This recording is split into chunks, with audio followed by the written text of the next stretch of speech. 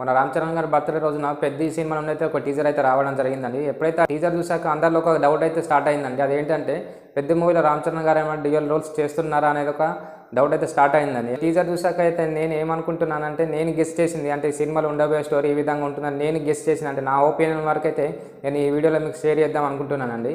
నేను గెస్ చేసింది ఏంటంటే, సినిమాలో 2 విధాలు ఉండబోవచ్చు అని అయితే నేనైతే గెస్ చేశానండి. అవేమిటి అంటే, సినిమాలో రామ్ చరణ్ గారు అయితే డబుల్ రోల్ చేస్తున్నాడు అని ఒకటి. ఇంకొకటి ఏంటంటే, సినిమాలో ఒక గేమ్ కాకుండా మల్టిపుల్ గేమ్స్ ఆడుకుంటూ వెళ్తూ అన్నిట్లో గెలుస్తూ వెళ్ళే ఒక కుర్రాడి కథలాగా ఇంకొక స్టోరీ అండి. ఈ రెండిట్లలో ఏదైనా ఒకటి అయి ఉండొచ్చు అని నేనైతే గెస్ చేస్తున్నాను. ఫస్ట్ డ్యూయల్ రోల్స్ చేస్తున్నాడు అని నేను ఎందుకు అనుకుంటున్నానంటే, ఫస్ట్ మనకు సినిమా స్టార్టింగ్లో రిలీజ్ చేసిన గ్లిమ్స్ అయినా, ఆ తర్వాత వచ్చిన చికిరి సాంగ్ అయినా, ఆ తర్వాత వచ్చిన రై రై రారా సాంగ్ అయినా మనకు రామ్ చరణ్ గారి లుక్స్ అన్ని వేరేనే ఉన్నాయండి. నిన్న రామ్ చరణ్ గారి బర్త్డే రోజున అయితే రిలీజ్ చేసిన టీజర్లో అయితే లుక్స్ టోటల్ డిఫరెంట్గా ఉన్నాయండి. లుక్స్ డిఫరెన్స్ ఏముందని మీరు అనుకోవచ్చు. ఇప్పుడు మీకు స్క్రీన్ మీద వేస్తే చూడండి. ఫస్ట్ రిలీజ్ చేసిన వాటిలో మనకైతే ప్రతి దాంట్లో రామ్ చరణ్ గారికి ఇక్కడ ముక్కులో ఒక రింగ్ ఉండడం అయితే జరుగుతుండేదని. నిన్న రిలీజ్ చేసిన మనకి పెహల్వాన్ టీజర్లో అయితే మనకు అలాంటి రింగ్ అయితే ఎక్కడ కనబడలేదండి. దానికి దీనికి ఇది ఒక చేంజ్ అని చెప్పుకోవచ్చు. నెక్స్ట్ వచ్చేసి బాడీ ట్రాన్స్ఫర్మేషన్ కూడా అండి. అందులో చూసుకుంటే కొంచెం సన్నగా ఉన్నట్టు అయితే కనిపిస్తూ ఉంటానండి. కాకపోతే ఈ కుస్తీ పోటీలకు వచ్చే వారికి బాడీ అయితే ఆ కుస్తీ ఆటగాడికి ఏ విధమైన బాడీ ఉండాలో ఆ విధమైన బాడీ ట్రాన్స్ఫర్మేషన్ అయితే జరిగిందండి. అదేవిధంగా మీకు ఇప్పుడు స్క్రీన్ మీద కనిపిస్తుంది చూడండి. ఒకటి మన రామ్ చరణ్ గారు బర్త్డే రోజున రిలీజ్ చేసిన టీజర్లో ఇది ఒక క్లిప్ అయితే మనం జూమ్ చేసి అబ్జర్వ్ చేస్తే, రామ్ చరణ్ గారితో పాటు కుస్తీ పోటీలో పాల్గొన్నది ఇంకొకరు అయితే మన కన్నడ యాక్టర్ శివరాజ్ కుమార్ గారు అనేది మనకు క్లియర్గా అర్థమవుతుందండి. మనం జూమ్ చేసి చూస్తే ఆ ఫేస్ కట్ మాత్రం అలానే ఉందండి. అదేవిధంగా మనం రిలీజ్ చేసిన టీజర్లో అయితే ఒక డైలాగ్ ఉంటుందండి స్టార్టింగ్లో. అదేంటంటే, కుస్తీ పోటీలు అంటే బ్యాట్ పట్టుకొని బాల్కి ఎదురెళ్ళడం కాదు, ప్రాణాలతో సావుకి ఎదురెళ్ళడం అయితే ఒక డైలాగ్ ఉంటుందండి. ఆ డైలాగ్ మన వాయిస్ అబ్జర్వ్ చేసినట్టయితే కొంచెం ఏజ్డ్ పర్సన్ చెప్పిన వాయిస్ లాగా వినిపిస్తుందండి. ఎందుకంటే మనకి ఇంత ఫస్ట్ గ్లిమ్స్లో రిలీజ్ చేసిన రామ్ చరణ్ గారి వాయిస్కి ఈ వాయిస్ కొంచెం తేడా ఉంటుంది. మీరు అబ్జర్వ్ చేయండి, మళ్ళీ ఒకసారి చూసి మీరు అయితే అబ్జర్వ్ చేయండి. అదేవిధంగా ఇదే పేలవన్ టీజర్లో మళ్ళీ లాస్ట్కి ఇంకొక డైలాగ్ ఉంటుందండి. నా ఆటే నాకు పొగురు అనే ఒక డైలాగ్ ఉంటుందండి.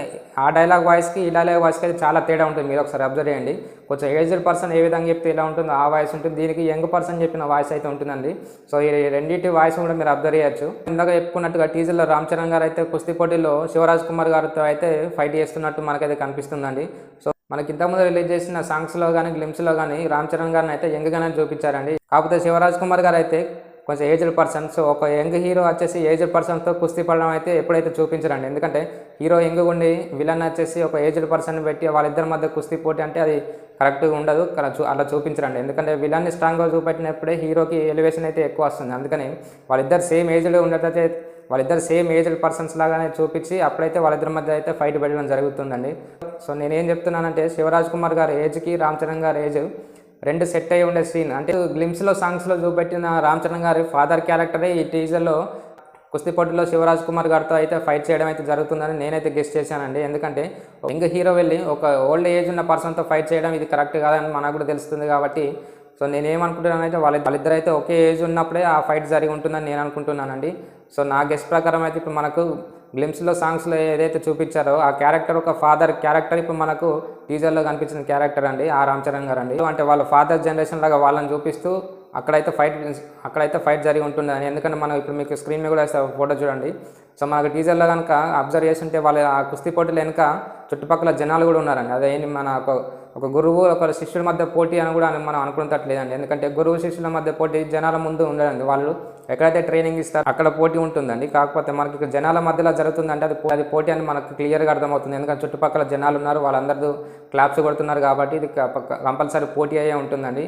రామ్ చరణ్ గారికి ఇటు శివరాజ్ కుమార్ గారి మధ్యలో అయితే కుస్తీ పోటీ అయితే ఉంటుంది. ఈ 4 కారణాలు అయితే బేస్ చేసుకుని నేను ఇందులో రామ్ చరణ్ గారు అయితే డ్యూయల్ రోల్స్ చేస్తున్నాడని అయితే నేనైతే అనుకుంటున్నానండి.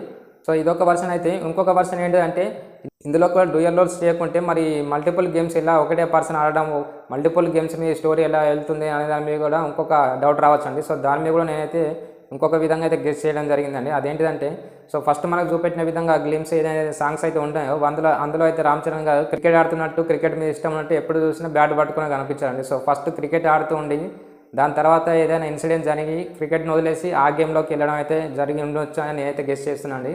మనకు ఇంకొక వార్త ఏం వినిపిస్తుందంటే, ఈ 2 గేమ్స్తో కాకుండా కబడ్డీ కూడా ఆడతారు ఈ సినిమాలో రామ్ చరణ్ గారు అనేది వార్తలు కూడా వినిపిస్తున్నాయండి. ఒక్కొక్క గేమ్ ఆడుతూ ప్రతి దాంట్లో గెలుచుకుంటూ వెళ్తూ ప్రతి దాంట్లో నెంబర్ 1 పొజిషన్లో వెళ్తూ మనం కరెక్ట్గా గట్టిగా ప్రయత్నిస్తే మనం చేయలేనిది అంటే ఏది లేదు, ప్రతి ఆటలో మనం విజయం సాధించగలమని అయితే చూపించే ఒక క్యారెక్టర్ అయి ఉండొచ్చు అని నేనైతే గెస్ చేశానండి. ఈ విధంగా కూడా గెస్ట్ చేయడం ఎందుకు జరిగిందానికి అప్పట్లో మనకి పెద్ద సినిమా షూటింగ్ వచ్చేసి ఢిల్లీలో ఎర్రకోట ముందు జరుగుతున్నట్టుగా మనకైతే కొన్ని ఫోటోలు అయితే రావడం జరిగిందండి. అందులో రామ్ చరణ్ గారు అయితే నార్మల్ డ్రెస్ వేసుకొని ఒక బ్యాగ్ పట్టుకొని అలా నడుచుకుంటూ వెళ్తున్న షార్ట్స్ అయితే మనకు కనిపిస్తూ ఉంటాయండి. ఆ ఫోటో బయటకు వచ్చినప్పుడు మనకు కొన్ని వార్తలు అయితే వినిపించాయండి. అవేంటి అంటే ఒక పల్లెటూరు స్థాయి నుండి గేమ్స్ ఆడుకుంటూ నేషనల్ లెవెల్కి వెళ్ళి ప్రెసిడెంట్ మెడల్ తీసుకునేదాకా వెళ్ళిన ఒక పల్లెటూరు కుర్రాడి కథ అంటూ అయితే మనకైతే వార్తలు వినిపించాయండి.